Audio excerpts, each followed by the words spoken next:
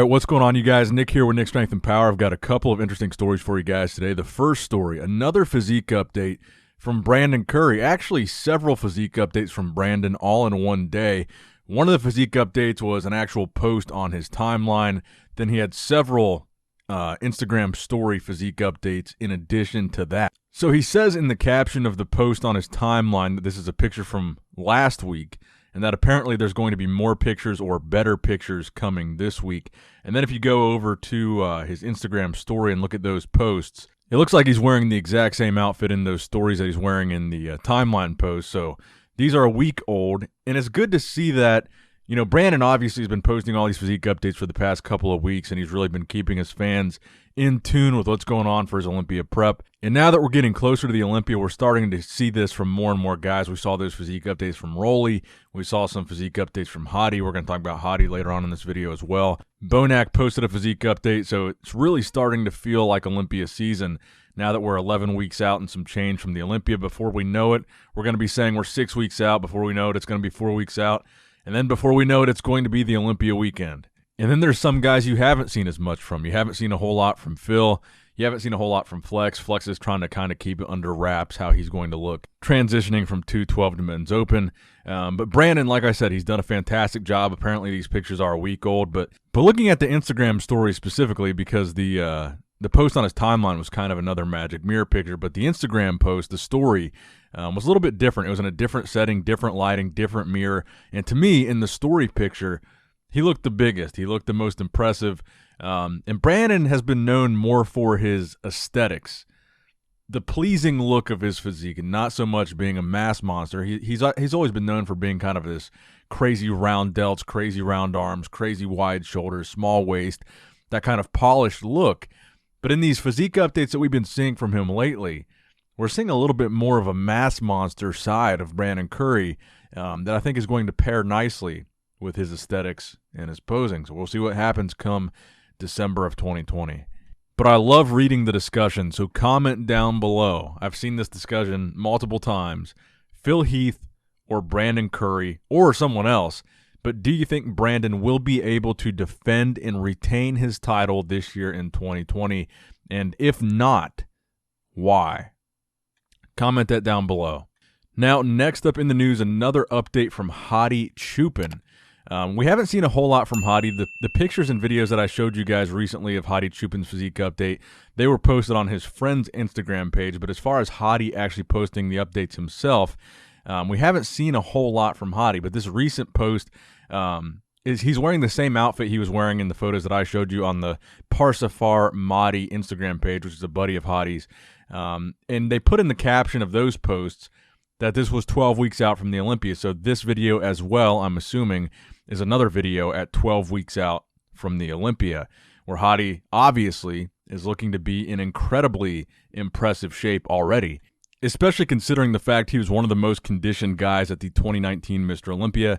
I think he should have placed higher last year based on his conditioning, and it looks like he's not playing any games this year as far as bringing that same consistent, gnarly level of conditioning to the Olympia stage. And I, for one, my wild card, the biggest wild card in this show to me is Hadi. Hadi was third last year, but even with these new names, Phil Heath and Flex Lewis, Hadi, I believe, is a threat to win this show. If he brings that consistent conditioning, just like how he brought last year or better, and these guys come in slacking on conditioning, Hadi, I believe wholeheartedly, Hadi can beat Phil.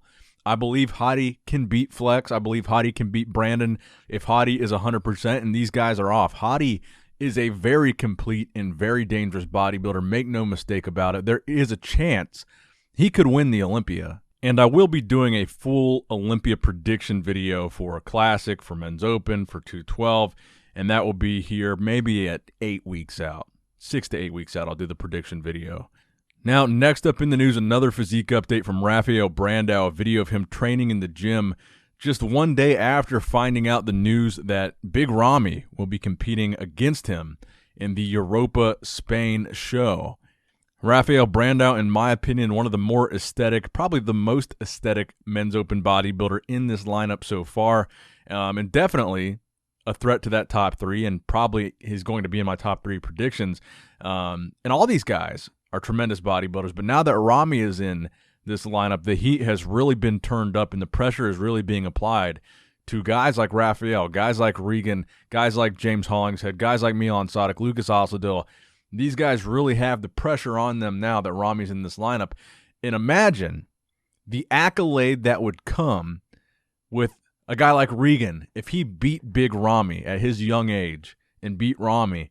It's a huge feather in the cap. If one of these guys were able to defeat Ramy, if Rafael were able to defeat Ramy, that's huge. Now, speaking of the Europa Spain show, there is another giant besides just Big Ramy in the Europa Spain lineup. He is a pro bodybuilder, and he is, in fact, the tallest IFBB professional bodybuilder.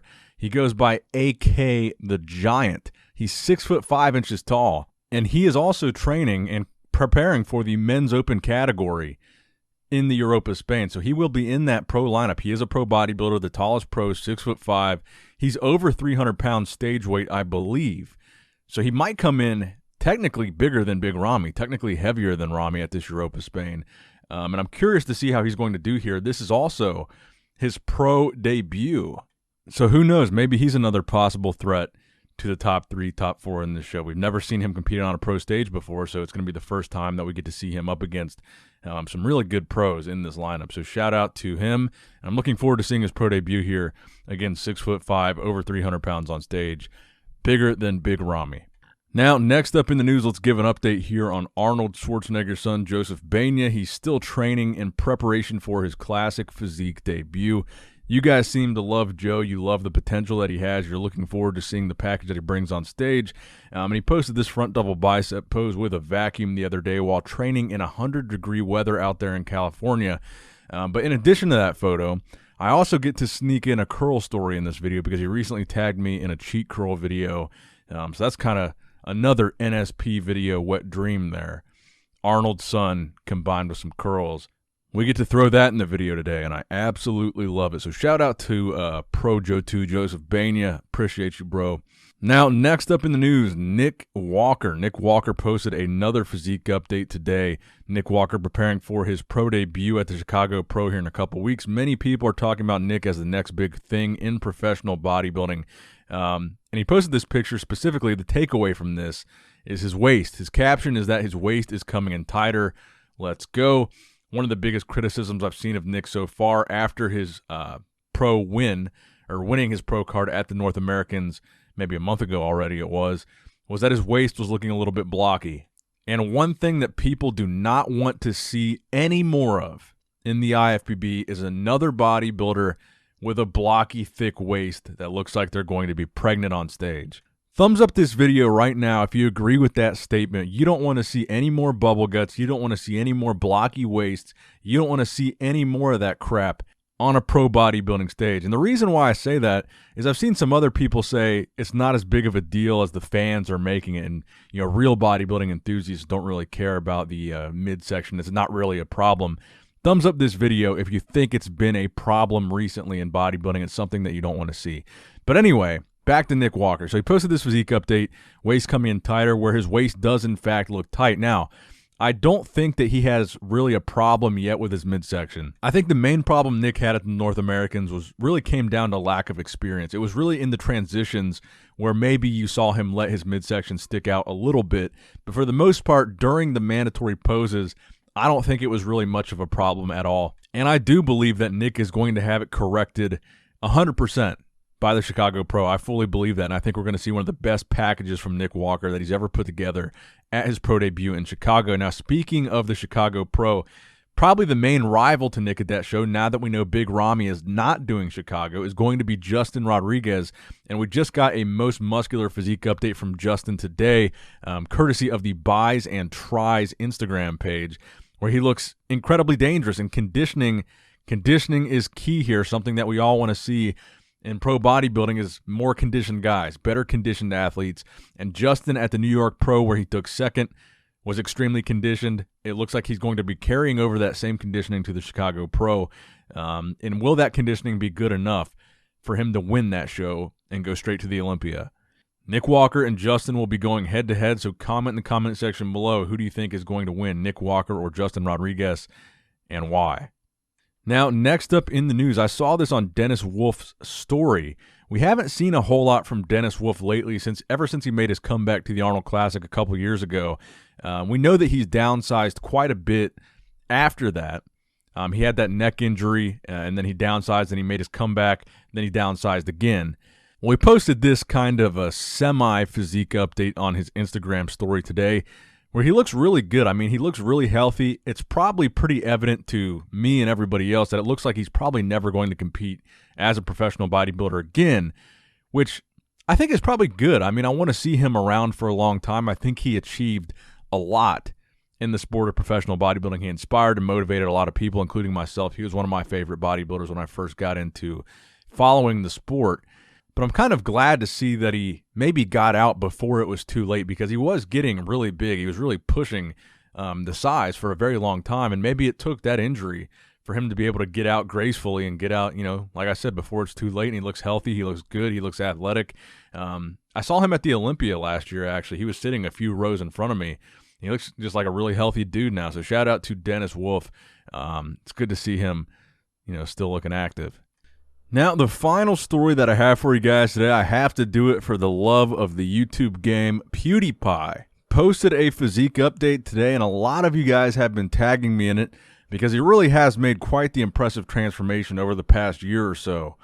But this picture that he posted generated quite the conversation in the comment section of that post because of the deep separation in the dead center of his abs and some different things that might have resembled. So in the comment section below, I want to see your funniest comment about this picture of PewDiePie, your most creative comment, your funniest comment, and I will pin the funniest one.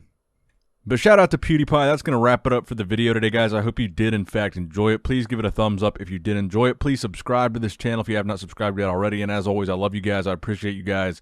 Nick Strength and Power, signing out.